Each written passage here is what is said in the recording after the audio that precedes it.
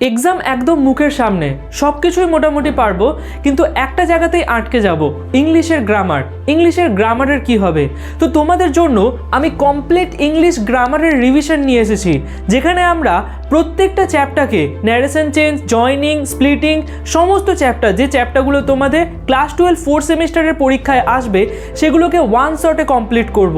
অর্থাৎ একটা ভিডিওতেই একটা গোটা চ্যাপ্টার কমপ্লিট। তার সাথে এবারে তোমাদের বোর্ডের যে মডেল পেপারগুলো বেরিয়েছে সেগুলোকেও এক এক করে ডিটেলসে সলভ করব।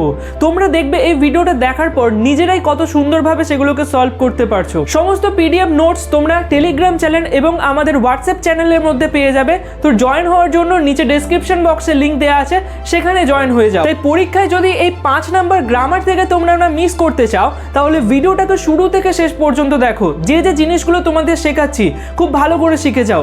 পরীক্ষায় যে কোনো প্রশ্ন আসুক না কেন তোমরা দেখবে অনায়াসে সলভ করতে পারবে। তাই শুরুতেই তোমাদের একটা রিকোয়েস্ট করছি যে ভিডিওটাকে যতটা পারো বন্ধু বান্ধবদের মধ্যে শেয়ার করো এবং তার সাথে চ্যানেলটিকে সাবস্ক্রাইব করে ভিডিওটিকে একটি লাইক করে দাও। এতে আর কিছুই নয়, আমার এই যে পরিশ্রমটা তোমাদের ভালো লাগছে সেটা অন্তত আমি বুঝতে পারবো। তো চলো ভিডিওটাকে শুরু করা যাক। সবথেকে প্রথমে দেখো, এখানে তোমাদের নন টেক্সচুয়াল গ্রামার আসবে, অর্থাৎ টেক্সট থেকে কোনো গ্রামার আসবে না। আর এখানে লক্ষ্য করো, তোমাদের গ্রামারের অংশটাকে দুটো অংশে ভাগ করা হয়েছে। প্রথমে দুটো প্রশ্ন থাকবে, সেখান থেকে আমাদের যে কোনো একটা করতে হবে, যেখানে 2 নাম্বার থাকবে, এবং তারপরে দুটো প্রশ্ন থাকবে, যেখান থেকে আমাদের একটা করতে হবে, যেখানে 3 নাম্বার থাকবে। এখানে যে 3 নাম্বার যেটা আসবে সেটাতে সাধারণত ফিল ইন দ্য ব্ল্যাঙ্কস আসবে, ঠিক আছে, অথবা ন্যারেশন চেঞ্জ আসতে পারে। আর এই 2 নাম্বারের মধ্যে জয়নিং, স্প্লিটিং আসতে পারে, প্রধানত এটাই এসে থাকে, আর না হলে ইরর ডিটেকশন আসতে পারে। এবার এক এক করে প্রত্যেকটা প্রশ্নকে দেখা যাক যে কীরকম টাইপের তোমাদের প্রশ্ন আসছে। তো দেখো, এখানে সেট পেপার 1 যদি আমি দেখি, এখানে প্রথম যে পার্টটা আছে সেকশন 1-এ, সেখানে দুটো প্রশ্ন আসছে। একটা হচ্ছে তো কমপ্লেক্স সেন্টেন্স, আরেকটা হচ্ছে সিম্পল সেন্টেন্সে আমাদের স্প্লিট করতে হবে। এবং সেকশন বি যেটা আছে, যেখানে 3 নাম্বার আসছে তোমাদের বললাম, সেখানে দেখো ফিল ইন দ্য ব্ল্যাঙ্কসই আসছে। অর্থাৎ এখানে আমাদের একটা সেন্টেন্স দিয়ে দেবে, যেটা এখানে ধরে নাও ন্যারেশন চেঞ্জ দিচ্ছে, সেটাকে আমাদের ন্যারেশন চেঞ্জ করতে হবে। না হলে হতে পারে কি আর্টিকেল প্রিপোজিশন, অর্থাৎ ড্যাশ পূরণ দিয়ে দেবে, তোমাদের আর্টিকেল প্রিপোজিশন ফিল করতে হবে। তো তার মানে আমাদের জন্য কেবলই ইম্পর্টেন্ট হচ্ছে আর্টিকেল প্রিপোজিশন, এছাড়া ন্যারেশন চেঞ্জের কিছু ছোটোখাটো জিনিস, ও তার সাথে আমাদের কমপ্লেক্স সেন্টেন্স কীভাবে তৈরি করতে হবে, সিম্পল সেন্টেন্স কীভাবে তৈরি করতে হবে, এগুলোই। আর তোমরা যদি পুরো পেপারগুলোকে দেখো, এই একই টাইপের প্রশ্ন আসছে, মানে আলাদা আলাদা কিছুই আসছে না। যেমন এখানেও দেখো আর্টিকেল প্রিপোজিশন, এখানেও দেখো সিম্পল সেন্টেন্স, এখানেও দেখো কম্পাউন্ড সেন্টেন্স। ইররকে এখানে খুব একটা বেশি ইনভলভ করেনি, তো ইরর ডিটেকশনের আসার চান্স কিন্তু খুবই কম থাকবে। তো আমরা মেনলি ফোকাস করব সিম্পল সেন্টেন্স, কমপ্লেক্স সেন্টেন্স এবং তার সাথে যে জয়নিং আর স্প্লিটিং সেগুলোর ওপর, ও সবশেষে থাকবে আর্টিকেল প্রিপোজিশন ও ন্যারেশন চেঞ্জ। শুরু করা যাক ফিল ইন দ্য ব্ল্যাঙ্কস দিয়ে। স্ক্রিনে আমি তোমাদের পরপর মডেল পেপার থেকে যে যে ফিল ইন দ্য ব্ল্যাঙ্কস অর্থাৎ আর্টিকেল প্রিপোজিশন এসছে সেগুলো পরপর দিচ্ছি। তোমরা ভিডিওটিকে পজ করে সেগুলোকে সলভ করো, তারপর আমরা এক এক করে এগুলোর ডিটেলস আলোচনা করব।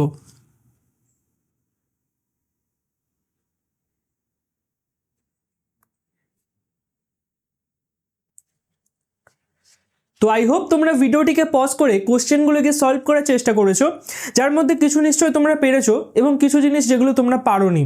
তবে চাপ নেওয়ার কোনো দরকার নেই, কারণ কিছুক্ষণ পরেই তোমরা দেখবে যে কোশ্চেন আনসারগুলোকে কীরকম তাড়াতাড়ি দিতে পারছো, ঠিক আছে। তো চলো একদম শুরু থেকে শুরু করা যাক। এগুলো সব বেসিক জিনিস, যেগুলো তোমরা এর আগেই জেনেছো বা ছোটোবেলা থেকে পড়ে আসছো, তো রিলেট করতে পারবে। এক এক করে শুরু করা যাক। সব থেকে প্রথমে হচ্ছে আর্টিকেল। দেখো আর্টিকেল আমরা জানি কি দুটো হয়, একটা হচ্ছে এ আর একটা হচ্ছে অ্যান। এ কখন ব্যবহার করা হয়? কাউন্টেবল, সিঙ্গুলার কাউন্টেবল নাউনের ক্ষেত্রে। খেয়াল রাখবে, সিঙ্গুলার মানে কেবলমাত্র সিঙ্গুলারের ক্ষেত্রেই ব্যবহার করা হয়, আর কাউন্টেবল হতে হবে মানে যেটাকে গোনা যায়, ঠিক আছে। যেমন বয়, ঠিক আছে, যেমন টয়, যে কোনো জিনিস হতে পারে যেগুলোকে আমরা গুনতে পারি, এবং সেটা যদি সিঙ্গুলার থাকে তাহলে তখন আমরা এ ব্যবহার করব, ঠিক আছে। আরেকটা জিনিস এখানে খেয়াল রাখবে, এটা আমরা জানি যে কনসোনেন্ট সাউন্ডের সাথে ব্যবহার করা হয়। কনসোনেন্ট মানে হচ্ছে ব্যঞ্জন ধ্বনি, অর্থাৎ ক, খ, গ, ঘ এইরকম যে উচ্চারণ যদি হয় কোনো ওয়ার্ডের শুরুতে, তাহলে তার ক্ষেত্রে আমরা এ ব্যবহার করি। এগুলো ছোটোবেলাতে জেনেছি, ঠিক আছে। অ্যান যদি আমি বলি, তো অ্যান কখন ব্যবহার করা হয়? ভাওয়েল সাউন্ডের ক্ষেত্রে। এরই অল্টারনেটিভ রূপ হচ্ছে অ্যান, তার মানে এ যেখানে যেখানে ব্যবহার করা হয় অ্যানকেও সেখানে সেখানেই ব্যবহার করা হবে। অর্থাৎ সিঙ্গুলার কাউন্টেবল নাউনের ক্ষেত্রে একেও ব্যবহার করা হবে, অ্যানকেও ব্যবহার করা হবে। কিন্তু ডিফারেন্স কোথায়? অ্যানকে ব্যবহার করা হয় ভাওয়েল সাউন্ডের ক্ষেত্রে, অর্থাৎ যদি কোনো ওয়ার্ডের শুরুতে এরকম সাউন্ড থাকে, এ, হস্যই, আ, ও, অ্যা, অ, আই ইউ, ইহু, হর্ষই হয়ে হর্ষ, ঠিক আছে, ইহু উচ্চারণটা খেয়াল রাখবে। যদি এরকম উচ্চারণ হয় তখন আমরা তার ক্ষেত্রে অ্যান ব্যবহার করে রাখি। যেমন ধরে নাও এখানে অ্যাপেল লেখা আছে, তো অ্যাপেল শুরুতে কি উচ্চারণ হচ্ছে, উচ্চারণ হচ্ছে, তো এর উচ্চারণের জন্য আমরা কি ব্যবহার করতে পারি, অ্যান ব্যবহার করতে পারি। আচ্ছা বয়, উচ্চারণ হচ্ছে, যেটা হচ্ছে কনসোনেন্ট সাউন্ড অর্থাৎ ব্যঞ্জন ধ্বনি, তো তার ক্ষেত্রে কি ব্যবহার করা হবে, ব্যবহার করা হবে। আইটেম, আই উচ্চারণ হচ্ছে, দেখো শুরুতে আই উচ্চারণ হচ্ছে, কি ব্যবহার করা হবে, ভাওয়েল অর্থাৎ অ্যান ব্যবহার করা হবে। এরপর অ্যারাবিক সিটিজেন, এখানে শুরুতে কি আছে, অ্যারাবিক, উচ্চারণ হচ্ছে, শুরুতে উচ্চারণ হচ্ছে, তো কি হবে, অ্যান ব্যবহার করা হবে। লক্ষ্য করো এখানে একটা জিনিস খেয়াল রাখবে, এই যে অ্যারাবিকটা আছে এটা হচ্ছে একটা অ্যাডজেক্টিভ, আর আর অ্যান এটাও হচ্ছে কি একটা অ্যাডজেক্টিভ। তো অ্যান দা এগুলো হচ্ছে একটা অ্যাডজেক্টিভ। তো এই অ্যাডজেক্টিভ কার জন্য এসে থাকে, মেন যে নাউন থাকে তার জন্য এসে থাকে, ঠিক আছে। অ্যারাবিক যে অ্যাডজেক্টিভ আছে তার জন্য কিন্তু অ্যানটা আসছে না, আসছে কিন্তু এই যে নাউনটা আছে তার জন্য। কিন্তু সাউন্ড যদি আমি বলি, সাউন্ড কিন্তু যে অ্যাডজেক্টিভটা থাকবে তার সাউন্ড অনুযায়ী আসবে, বা বলতে পারো এর পরে যে ওয়ার্ডটি বসবে তার সাউন্ড অনুযায়ী আসবে। এরপর এখানে লক্ষ্য করে ইউরোপিয়ান লেখা আছে, তো ইউরোপিয়ান, ইহু, এখানে দেখো উচ্চারণ যদি ইহু হয় তখন আমরা অ্যান ব্যবহার করবো, কিন্তু ইউ হর্ষ উচ্চারণ হচ্ছে, ইউ উচ্চারণ হচ্ছে, তো যখন আমরা ইউ উচ্চারণ হয়ে যায় তখন আমরা ব্যবহার করি, ঠিক আছে। তাহলে ইউরোপিয়ান হবে। এমবিএ, শুরুতে কি উচ্চারণ হচ্ছে, উচ্চারণ হচ্ছে, তো উচ্চারণ হলে কি ব্যবহার করা হবে, অ্যান ব্যবহার করা হবে। লক্ষ্য করো এখানে কি লেখা আছে, অনেস্ট, তো অনেস্টের উচ্চারণ হয় প্রথমে, এই যে এইচটা থাকে সেটা সাইলেন্ট থাকে, তো উচ্চারণ হলে আমরা কি ব্যবহার করে থাকি, অ্যান ব্যবহার করে থাকি। কিন্তু এখানে আমরা অ্যান ব্যবহার করতে পারবো না, কেন, কারণ দেখো এখানে লক্ষ্য করো অনেস্ট কি, অনেস্ট হচ্ছে একটা অ্যাডজেক্টিভ, অ্যাডজেক্টিভের সাথে কিন্তু আর্টিকেল আসে না, কার জন্য আসে, নাউনের জন্য। তাই জন্য এখানে আমাদের কোনো না কোনো একটা নাউনকে দিতে হবে। যদি আমরা এরকম লিখি যে ড্যাশ অনেস্ট, তাহলে কিন্তু সেন্টেন্সটা বা জায়গাটা কিন্তু ভুল হয়ে যাবে। তো আমরা কীরকম লিখতে পারি, অ্যান অনেস্ট পার্সন, তো অ্যান অনেস্ট পার্সন, তবে কিন্তু সেন্টেন্সটা ঠিক হবে। এবার এগুলো তো বেসিক জিনিস, এগুলো সবই আমরা জানি, কিন্তু যেগুলো জানি না সেগুলো হচ্ছে এটা। প্রথমত দেখো আর অ্যানকে আমরা কোথায় কোথায় ব্যবহার করতে পারি। জেনারেল যে কোনো জিনিসের ক্ষেত্রে আমরা আর অ্যানকে ব্যবহার করতে পারি। আননোন, যদি কোনো জিনিস আমরা জানি না, যে জিনিসটাকে আমরা জানি না তার ক্ষেত্রে আমরা কি ব্যবহার করতে পারি, বা অ্যান ব্যবহার করতে পারি। ফার্স্ট মেনশন, প্রথমবার যদি আমরা কোনো জিনিসকে মেনশন করে থাকি সেক্ষেত্রেও আমরা কি ব্যবহার করে থাকি, আর অ্যানকে ব্যবহার করে থাকি। লক্ষ্য করো দা কোথায় ব্যবহার করা হয়, তো এইগুলো তোমরা অবশ্যই খেয়াল রাখবে যে জেনারেল ইউজের জন্য, আননোন কোনো বিষয়ের জন্য এবং ফার্স্ট মেনশনের জন্য আমরা কি ব্যবহার করে থাকি, আর অ্যানকে ব্যবহার করে থাকি। দা ব্যবহার করা হয় সামথিং অলরেডি নোন, যে সম্বন্ধে বা যে বিষয় সম্বন্ধে, যে জিনিসটার সম্বন্ধে আমরা আগে থেকেই জানি, তার ক্ষেত্রে আমরা কি ব্যবহার করে থাকি, দা ব্যবহার করে থাকি, ঠিক আছে। তো এর ছাড়া যদি স্পেসিফিক করে কোনো জিনিসকে বলা হয়, কোনো একটা নির্দিষ্ট জিনিসকে বোঝাচ্ছি, তখন কিন্তু আমরা দা ব্যবহার করব।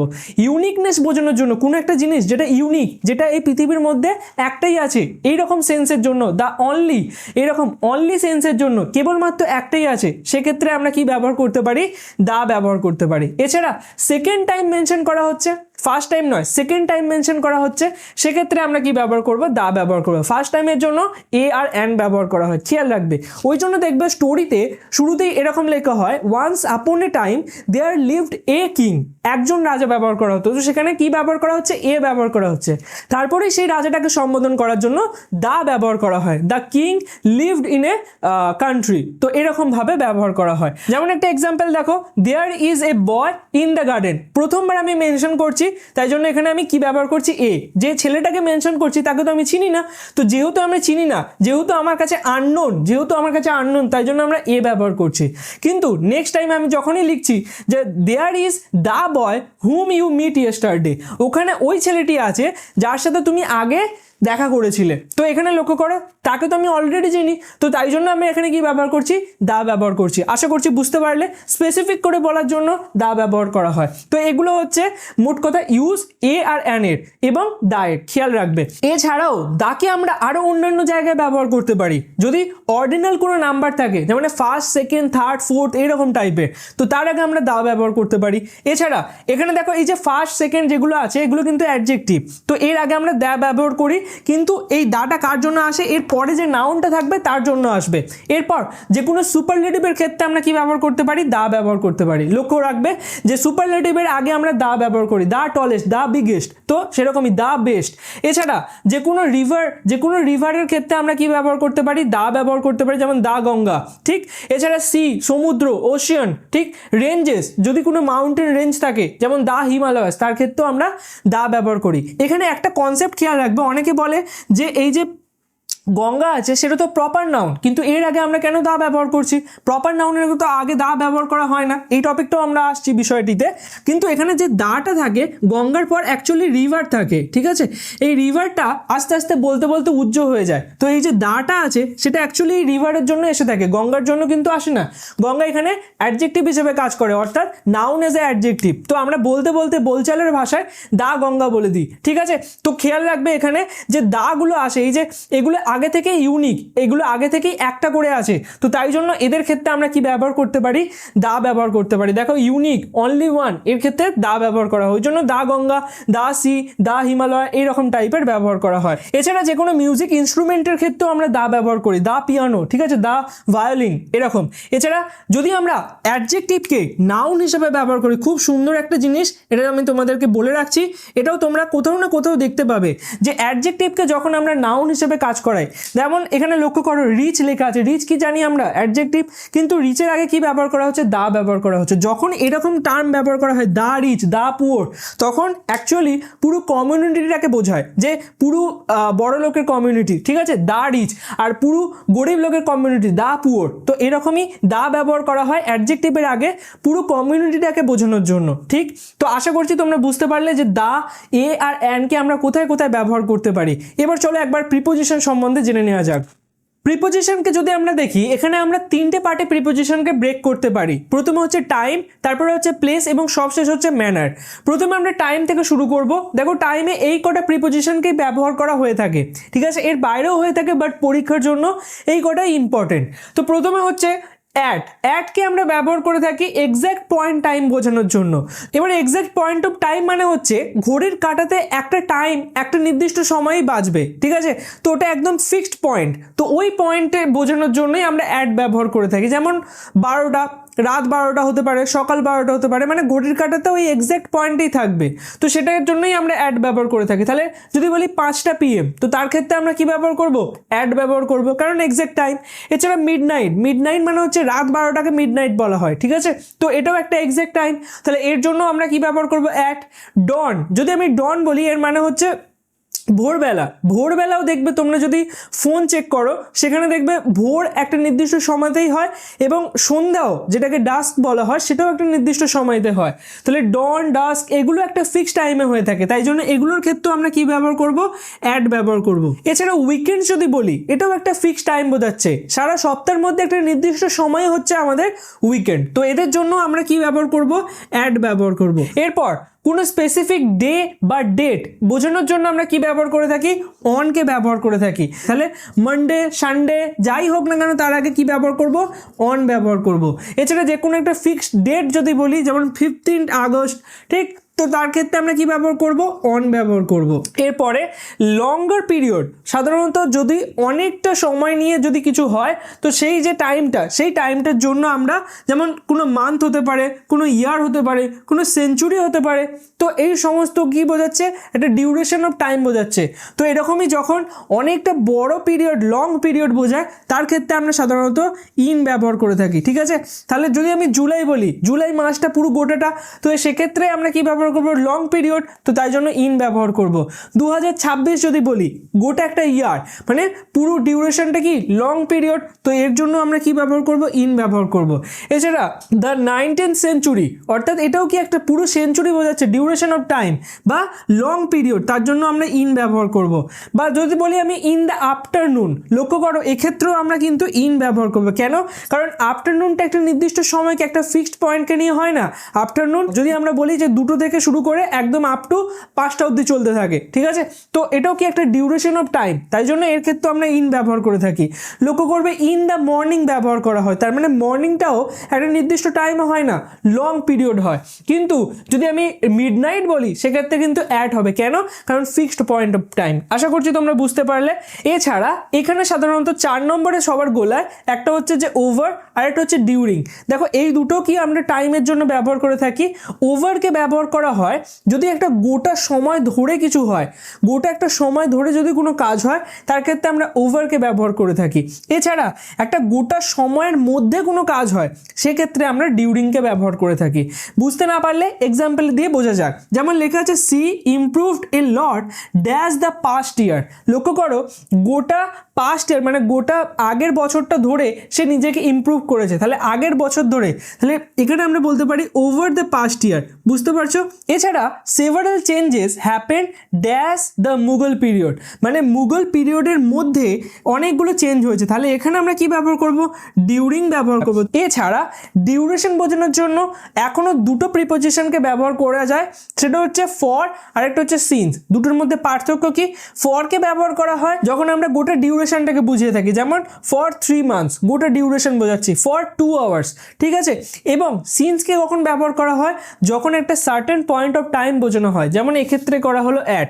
তবে সিন্সকে কেবলমাত্র আমরা এমন জায়গায় ব্যবহার করে থাকি যেখানে প্রেজেন্ট পারফেক্ট কন্টিনিউয়াস টেন্স ব্যবহার করা হয়। প্রেজেন্ট পারফেক্ট কন্টিনিউয়াস মানে হচ্ছে যে কাজটা আগে শুরু হয়েছে কিন্তু এখনো চলছে, তো সেই রকমের জন্য।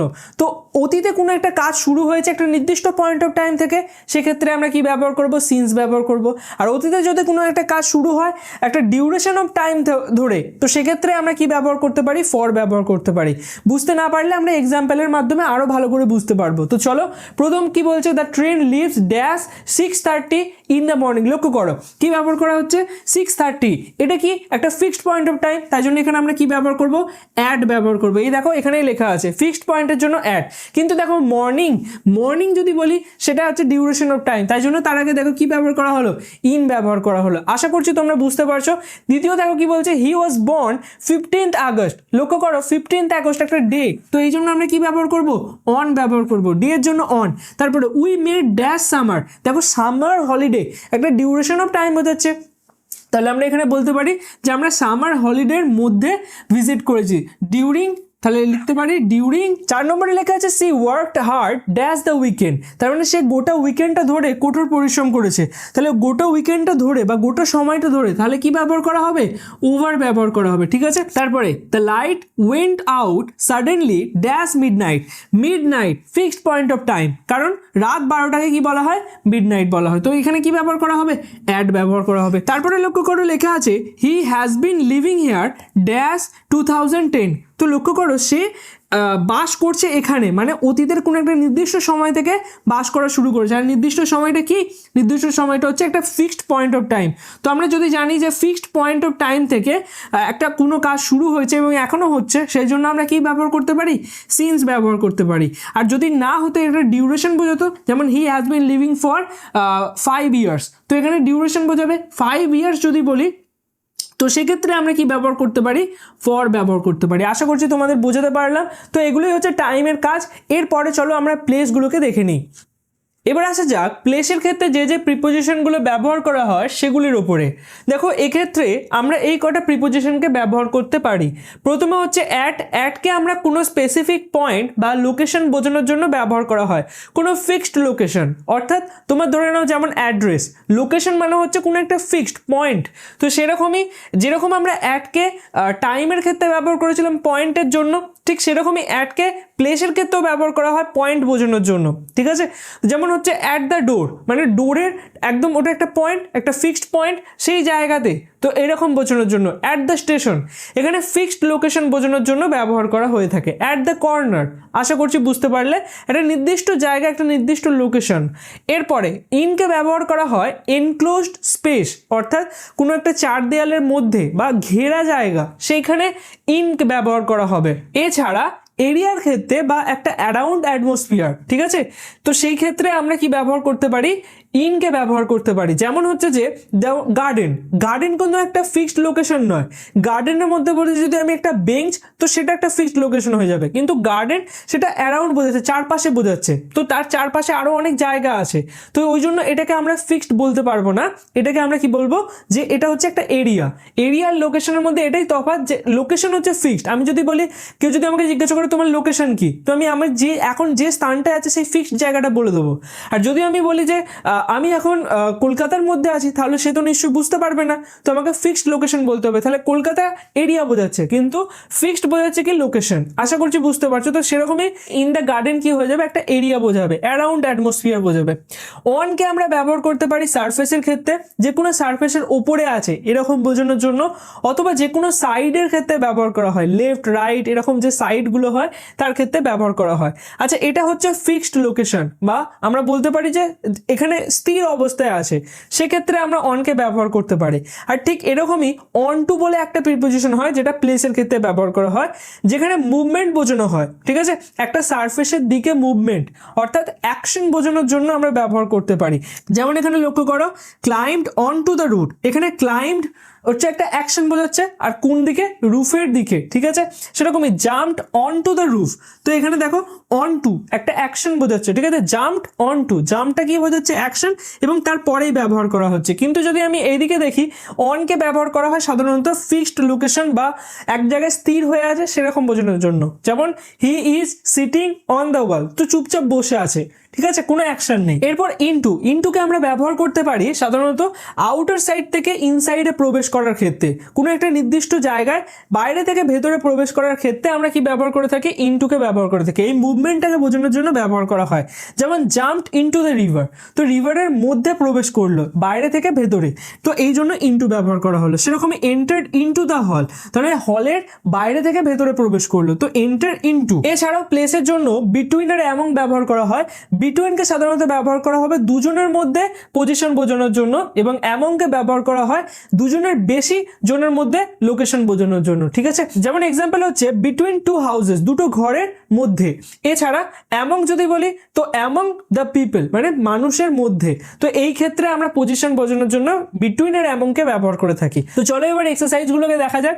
হি is waiting dash the gate, তো গেট ফিক্সড লোকেশন, ফিক্সড লোকেশনের জন্য কি ব্যবহার করা হবে, অ্যাড ব্যবহার করা হবে। The book are dash the shelf, shelf মানে তাক, তো তাকের ওপরে বইটা স্থির অবস্থায় আছে, মানে সেখানে কোনো অ্যাকশন নেই, তো অ্যাকশন না থাকার জন্য আমরা কি ব্যবহার করব, অন ব্যবহার করবো, আর অ্যাকশন থাকলে অন টু ব্যবহার করব। She lives dash Kolkata, Kolkata fixed area নয়, ফিক্সড নয়, তো যেহেতু এখানে আমরা কি ব্যবহার করব, ইন ব্যবহার করব। ঠিক আছে, তো যখনই এরিয়া বোঝাবে তখনই ইন, আর যখনই আমাদের ফিক্সড লোকেশন বোঝাবে তখনই হচ্ছে কি অ্যাড ব্যবহার করা হবে। The cat jumped dash the box, এখানে দেখো জাম্পড মুভমেন্ট বোঝাচ্ছে, মুভমেন্ট বোঝানোর জন্য আমরা কি ব্যবহার করে থাকি, ইনটু ব্যবহার করে থাকি। ঠিক আছে, বক্সের মধ্যে প্রবেশ করলো, জাম্পড ইনটু দ্য বক্স।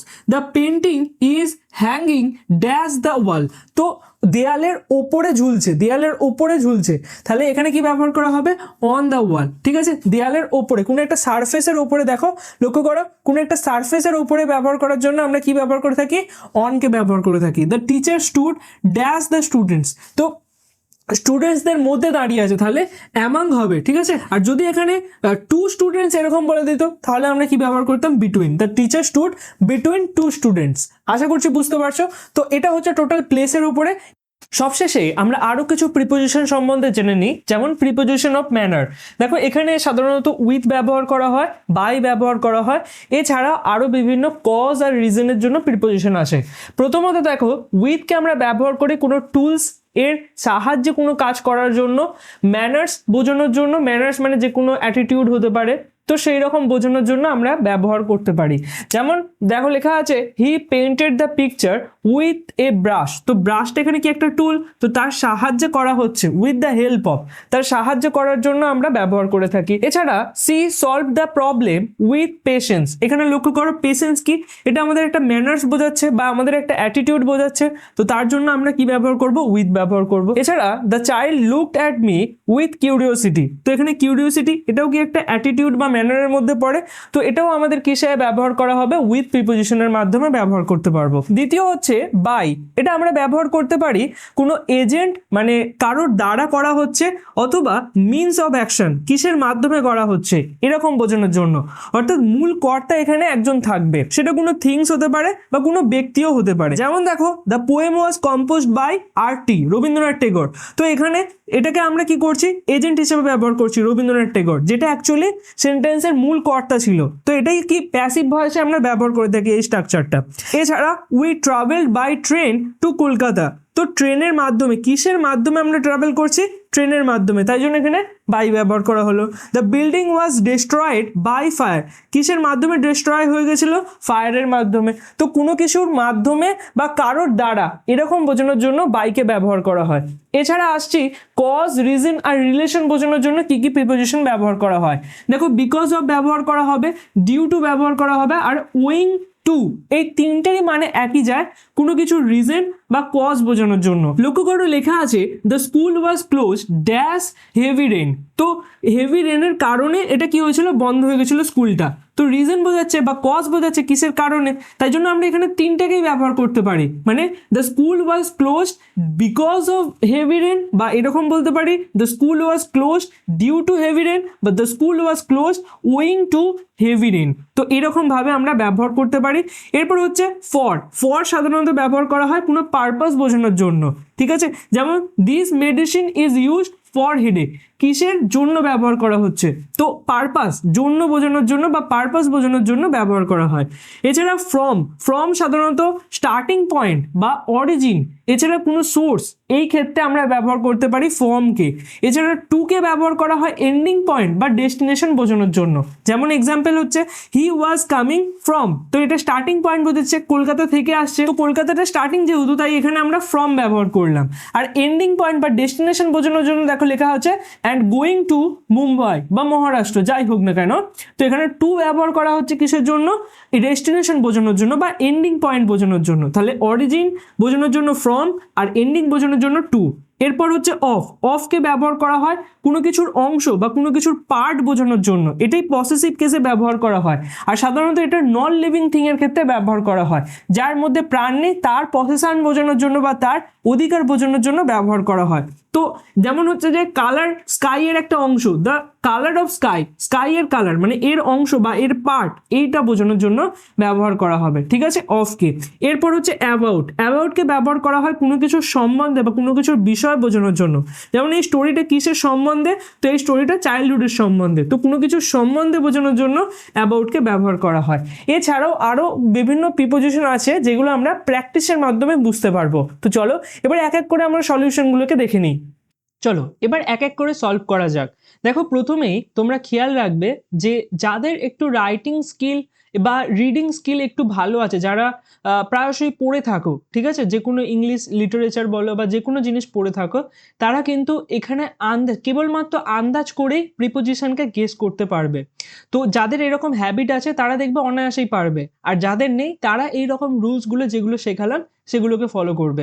প্রথমে দেখো লেখা আছে dash large house dash the south side of Grosvenor square was all ablaze dash 10 o'clock। লক্ষ্য করো, বলছে একটি বড় হাউস, তো একটি বড় হাউস তার মানে এখানে আমরা বলতে পারি এটা একটা আননোন জিনিস, তো এখানে নয় এ আসবে না হলে অ্যান আসবে।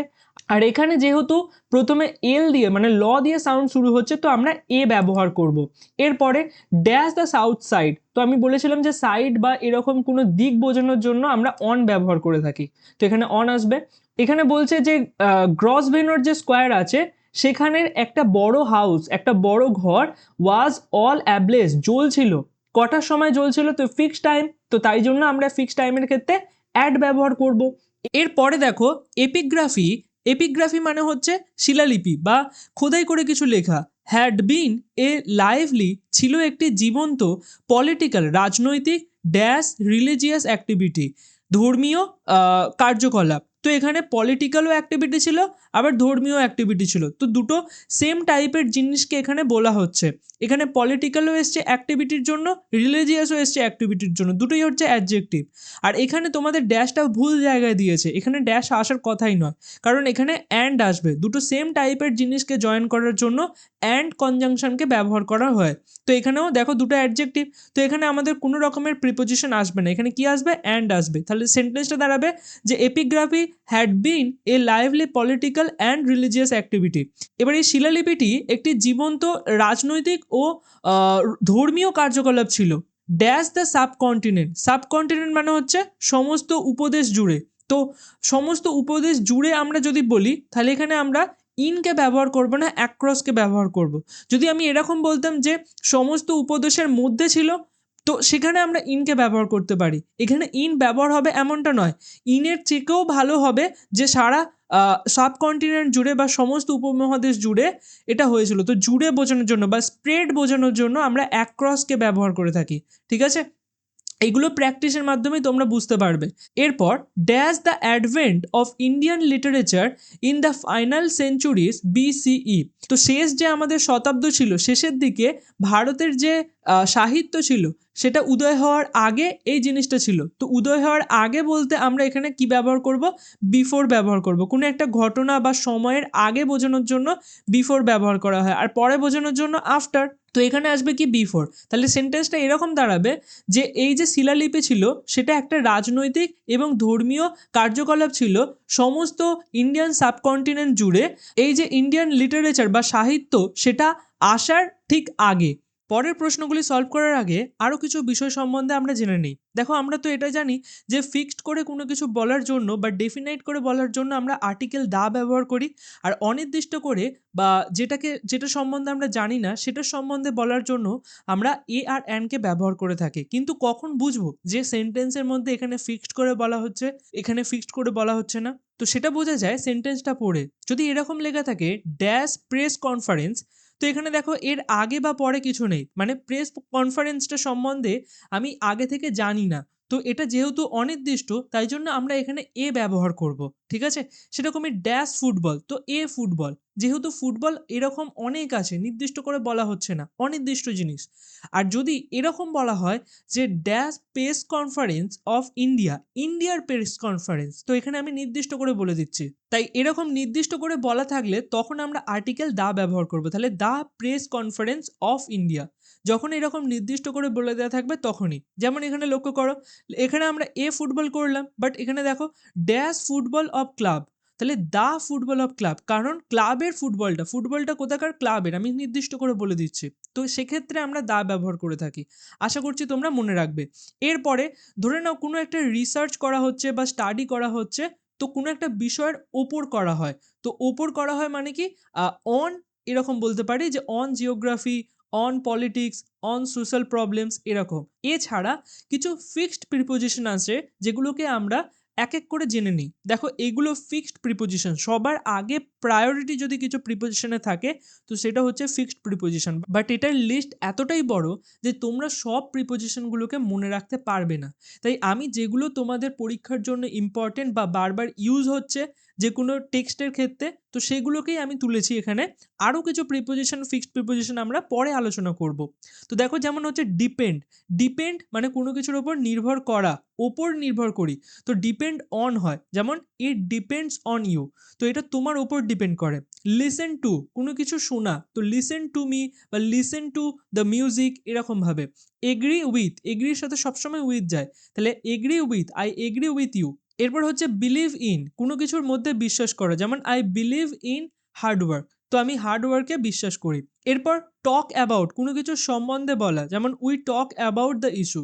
থিঙ্ক অফ, কোনো কিছুর সম্বন্ধে ভাবা, থিঙ্ক অফ এ সলিউশন, ঠিক। রিলাই অন, কোনো কিছুর ওপর নির্ভর করা, তাহলে উই রিলাই অন ইলেকট্রিসিটি।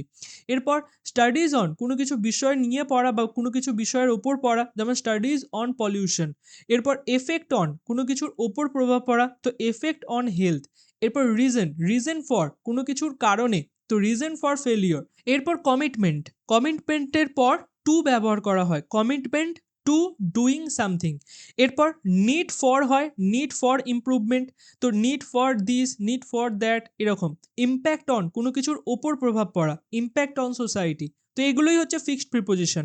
যখনই এরকম টাইপের ভার্ব দেখবে তারপরে এইরকম প্রিপোজিশনগুলোকে বসিয়ে থাকবে। এবার দেখো, the mayor addressed dash press conference yesterday. এখানে যে প্রেস কনফারেন্সটা আছে সেটা কোনো কিছুর সম্বন্ধে বা আগে থেকে ডেফিনাইট করে বলা হচ্ছে না, যে প্রেস কনফারেন্স অফ ইন্ডিয়া বা এরকম টাইপের। তাই যেহেতু এটা অনির্দিষ্ট, তাই জন্য আমরা এখানে কি ব্যবহার করব, এ বা অ্যান ব্যবহার করব। আর এখানে এ ব্যবহার করা হবে যেহেতু পি দিয়ে সাউন্ডটা শুরু হচ্ছে। এরপর এমফাসাইজিং, জোর দিয়েছেন কিসের ওপর, দ্য সিটিজ কমিটমেন্ট, মানে শহরের প্রতিশ্রুতিগুলির ওপর। কি প্রতিশ্রুতিগুলি, যে এটা করা হবে ওটা করা হবে, এই প্রতিশ্রুতিগুলির ওপর। তাহলে ড্যাশ রিডিউসিং ট্রাফিক কনজেশন, তো ট্রাফিকের যে যান সংকটগুলো হয় সেটা উদ্দেশ্যে তিনি কমিটমেন্ট করেছেন। তাহলে সেটার উদ্দেশ্যে তো এখানে আমরা কমিটমেন্টের পর কি ব্যবহার করি, টু ব্যবহার করি। দেখো এখানে ফরও ব্যবহার করা হতো, বাট এখানে ফরটা কিন্তু ভুল হয়ে যাবে, কারণ এখানে কোনো কিছুর জন্য বলছি না। কমিটমেন্ট করেছেন এটার জন্য এরকম নয়, এটা করার উদ্দেশ্যে, তো এটা করার জন্য। তাহলে এখানে যখনই আমরা করার জন্য বা করার উদ্দেশ্যে ব্যবহার করে থাকি তখনই টু ব্যবহার করা হয়, যে এটা করব, তাহলে টু ডু। এরপর হি সাইটেড, তিনি উল্লেখ করেছেন রিসেন্ট স্টাডিজ, বর্তমানে যে গবেষণাগুলো হয়েছে, কিসের ওপর গবেষণা করা হয়, কোনো একটা জিনিসের ওপর। তাহলে আরবান প্ল্যানিং এর ওপর, তাহলে এখানে কি হবে, অন হবে। তাহলে recent studies on urban planning and public transport efficiency. তো পাবলিক ট্রান্সপোর্ট যে হয় সেটা আরও যাতে সহজ হয় সেটার ওপরে তিনি স্টাডিজগুলো পড়েছেন বা স্টাডিজগুলো উল্লেখ করেছেন এই প্রেস কনফারেন্সে। ড্যাশ সাপোর্ট নিউ পলিসি, নতুন নতুন যে পলিসিগুলো আছে সেগুলোকে সাপোর্ট করার জন্য। তো যখনই ভার্বের ফার্স্ট ফর্ম আসবে, লক্ষ্য রাখবে এটা, ভার্বের ফার্স্ট ফর্ম এলে তার আগে আমরা টু ব্যবহার করে থাকি, টু সাপোর্ট। তো এটা কি হয়ে যায়, ইনফিনিটিভ ফর্ম তৈরি করে। বা মনে রাখবে মেন ভার্ব ইউজ হওয়ার পর আরও যে ভার্বগুলো আছে সেগুলোকে এক্সট্রা করে অ্যাড করার জন্য আমরা ইনফিনিটিভ ফর্ম ব্যবহার করি। তাহলে এখানে কি আসবে, যে টু সাপোর্ট আসবে, ঠিক আছে, টু সাপোর্ট নিউ পলিসি। এরপর পিপ ওয়াকড থ্রু, পিপ হেঁটে যাচ্ছিল dash foggy streets of London. তো এখানে দেখো ফগি স্ট্রিট মানে কুয়াশাচ্ছন্ন রাস্তা, অফ লন্ডন এখানে ফিক্সড করে বলে দিয়েছে যে লন্ডনের কুয়াশাচ্ছন্ন রাস্তা। তাহলে যেহেতু ফিক্সড করে বলে দিয়েছে তাহলে আমরা কি ব্যবহার করব, এ আর এন ব্যবহার করব না, দা ব্যবহার করব। এরপর থিঙ্কিং ড্যাশ দ্য মিস্টেরিয়াস বেনিফ্যাক্টর, বেনিফ্যাক্টর মানে হচ্ছে উপকারী ব্যক্তি বা যে সাহায্য করেছিল, তো সেই ব্যক্তিটির সম্বন্ধে সে ভাবছিল, তাহলে অ্যাবাউট হবে। তো about the mysterious বেনিফ্যাক্টর who had changed his life, যে তার জীবনটা পরিবর্তন করে দিয়েছিল। হি পাস্ট সেভারেল শপস, সে অনেকগুলো দোকানের পাশ দিয়ে যাচ্ছিল ড্যাশ অ্যাডভার্টাইজমেন্ট। এবার এখানে ওই সবগুলোতে অ্যাডভার্টাইজমেন্ট ছিল না, সবগুলোর সাথে অ্যাডভার্টাইজমেন্ট ছিল। দেখো লক্ষ্য করো, আমরা সব যদি দেখি যে কোনো দোকান, সেখানে অ্যাডভার্টাইজমেন্ট কি থাকে, তার মাথায় বা তার সাথে লাগানো থাকে। তাহলে শপ উইথ অ্যাডভার্টাইজমেন্ট, যদি কারোর সঙ্গে কোনো জিনিস থাকে তাহলে তার ক্ষেত্রে আমরা উইথ ব্যবহার করি, ঠিক আছে। ফর নিউ বুকস, নতুন বইয়ের জন্য। অ্যান্ড ট্রিঙ্কেটস, এবং ট্রিঙ্কেটস মানে হচ্ছে সাজগোজের ছোটোখাটো যে জিনিসগুলো হয় সেগুলো। গ্লেমিং ইন দ্য ডিম লাইট, যেগুলো বলতে পারো যে চকচক করছিল, ঠিক আছে, ওই হালকা আলোতে। তাহলে এখানে কি আসবে, উইথ আসবে, ঠিক আছে। সফটওয়্যার সাথে অ্যাডভার্টাইজমেন্টগুলো লাগানো থাকে। পরের প্রশ্নটি সলভ করার আগে কিছু বিষয় আমাদের জেনে নেওয়া দরকার, না হলে কিন্তু আমাদের গোলাবে। দেখো আমরা অ্যামং আর বিটুইনের ব্যবহার দেখেছিলাম, যেখানে বিটুইনের ব্যবহার করা হয় দুটো বা তার বেশি ডিস্টিংক্ট কম্পেয়ার করার জন্য, তবে সেটা সেপারেট গ্রুপ হতে হবে, মানে দুজন আলাদা আলাদা ব্যক্তি বা দুজন আলাদা আলাদা জিনিস হতে হবে। যেমন ইন্ডিয়া পাকিস্তান আলাদা আলাদা, তো সেরকমই টিচার স্টুডেন্টস আলাদা আলাদা, তো এখানে আমরা কি ব্যবহার করব, বিটুইন ব্যবহার করব। এবং অ্যামাঙ্গের ব্যবহার করা হয় যদি কোনো জিনিস একটা বড় গ্রুপের পার্ট হয় সেক্ষেত্রে। তো দেখো যেমন এখানে ট্রাস্ট অ্যামাং ফ্রেন্ডস, তো ফ্রেন্ড সার্কেল তার মধ্যে ট্রাস্ট, এইরকমভাবে অ্যামাংকে ব্যবহার করা হয়।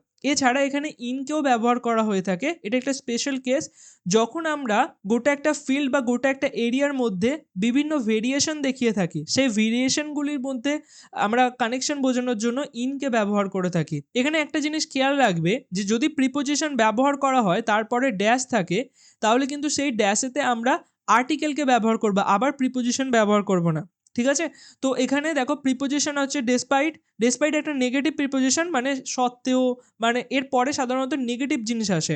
সেরকমই দেখো এখানে লক্ষ্য করো থ্রু, এটাও একটা প্রিপোজিশন, এরপরে কি এলো, আর্টিকেল। তো প্রিপোজিশনের পরে ড্যাশ থাকবে সেখানে আমরা কি ব্যবহার করব, আর্টিকেল। এখানে লক্ষ্য করো গ্রোয়িং অ্যাওয়ারনেস ছিল, কিন্তু এখানে ফিক্সড করে বলে দিয়েছে অ্যাবাউট ক্লাইমেট চেঞ্জ, তো আমরা এখানে কি ব্যবহার করব, দা ব্যবহার করব। তো এখানে বলছে যে অ্যাওয়ারনেস বাড়ার সত্ত্বেও, ক্লাইমেট চেঞ্জের সম্বন্ধে অ্যাওয়ারনেস বাড়ার সত্ত্বেও few people take meaningful action, খুবই অল্প মানুষ আছে যারা অ্যাকশন বা স্টেপ নিয়ে থাকে ড্যাশ এ গ্লোবাল স্কেল। এখানে গ্লোবাল স্কেলের মধ্যে আর কি স্টেপটা নেওয়া হয়, কিন্তু এখানে ইন আসবে না, ইন গ্লোবাল স্কেল হবে না। কেন?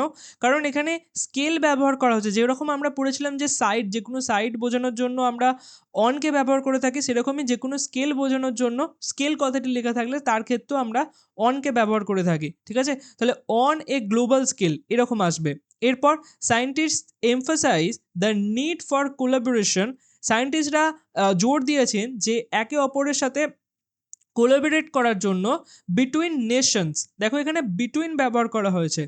নেশনস আলাদা আলাদা এন্টাইটি, প্রত্যেকটা নেশনই আলাদা, তো তাই জন্য দেখো আলাদা আলাদা এন্টাইটির ক্ষেত্রে বিটুইন ব্যবহার করা হয়। আমরা পড়েছিলাম যে কেবলমাত্র দুটো প্রিপোজিশনের সাথে কম্পেয়ারের জন্য বিটুইন ব্যবহার করা হয়, বাট দুটোর বেশিও হতে পারে, ঠিক আছে? তো খেয়াল রাখবে।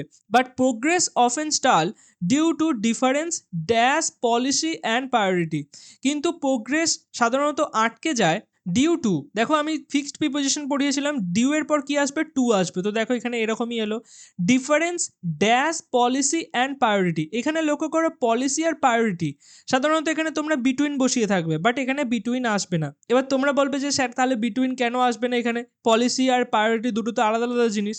কারণ তোমাদের বলেছি যে যখন একটা ফিল্ড বা একটা এরিয়ার মধ্যে আলাদা আলাদা ভেরিয়েশন দেখানো হয়, তখন আমরা বিটুইন না ব্যবহার করে ইনকে ব্যবহার করে থাকি। যেমন যেমন পলিসি আর প্রায়োরিটি দুটোই হচ্ছে গভর্নমেন্টের একটা অংশ, ঠিক আছে?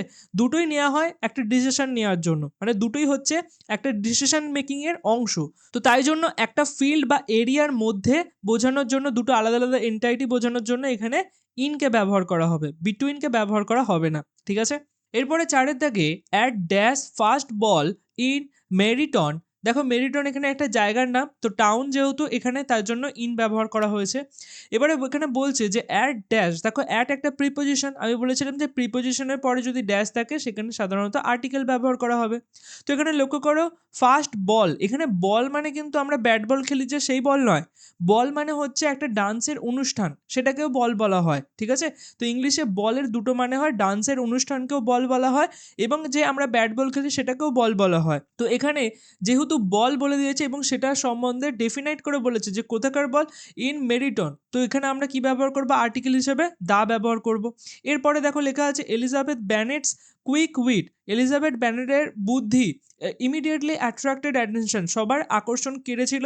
দো mister Darcy appeared indifferent dash her charms, এখানে ইনডিফারেন্টের পরে একটা ফিক্সড প্রিপোজিশন আসে, যেটা তোমরা খেয়াল রাখবে, ইনডিফারেন্টের পর টু আসে, তো ইনডিফারেন্ট টু খেয়াল রাখবে।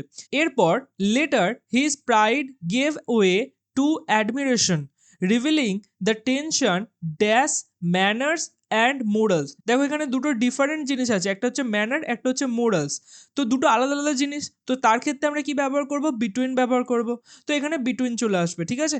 এখানে তোমরা মানে না জানলেও তোমরা আন্দাজে বসিয়ে দিতে পারবে বা রুলস অনুযায়ী বসিয়ে দিতে পারবে।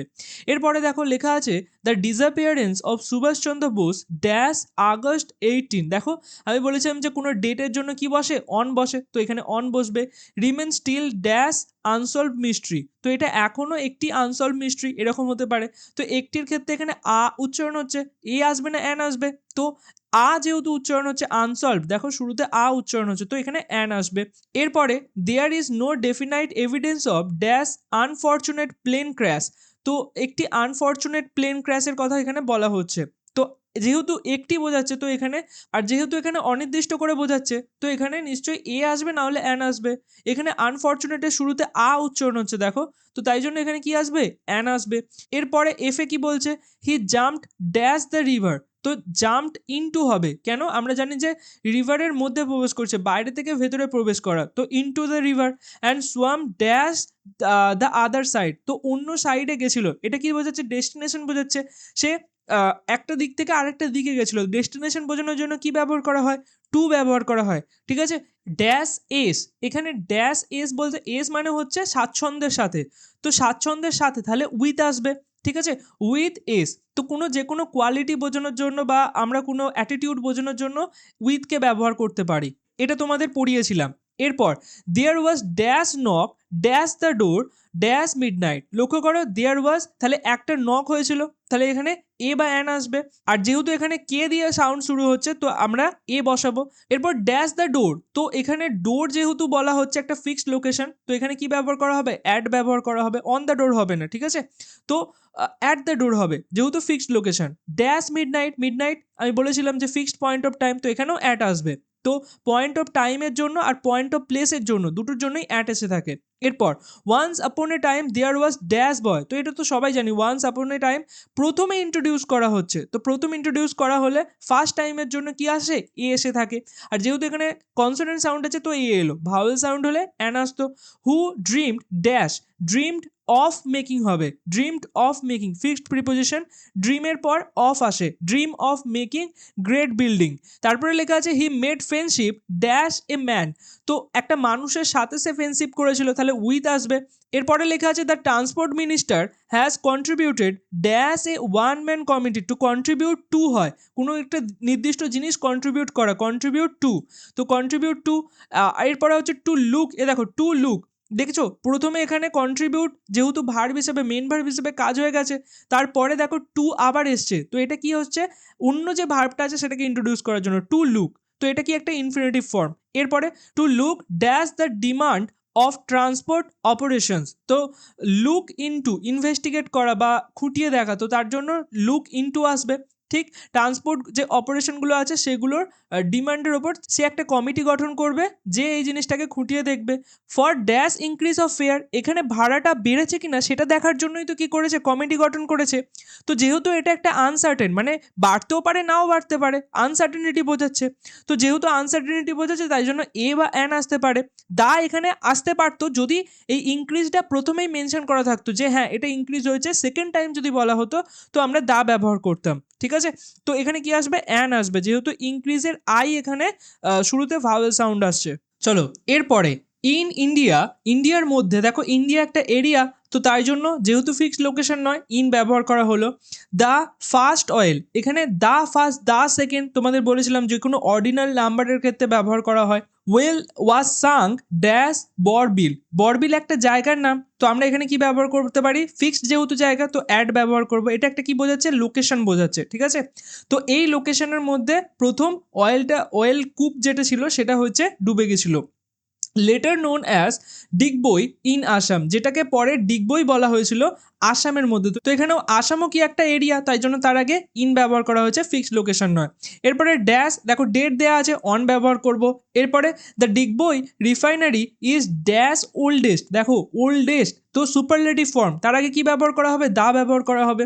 এরপর ড্যাশ দ্য বোস ইনস্টিটিউট, এখানে একটা ফিক্সড লোকেশন বোঝাচ্ছে, তাহলে অ্যাট আসবে, at Bose institute. Dash great experimenter, একজন এক্সপেরিমেন্টার ওয়াজ আওয়ার গাইড, আমাদের গাইড ছিলেন, তো একজন ছিলেন, তো এখানে গ্রেট যেহেতু জি উচ্চারণ হচ্ছে তো এ আসবে।